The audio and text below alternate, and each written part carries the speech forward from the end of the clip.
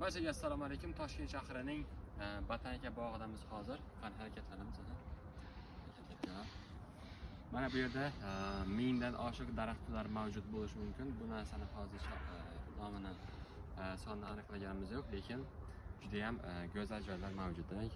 Sizlarga mana 1, 2, 3, 4 ta yo'laklarni ko'rishingiz mumkin. Hammasi asfaltlangan, asfaltlar sifati yaxshi.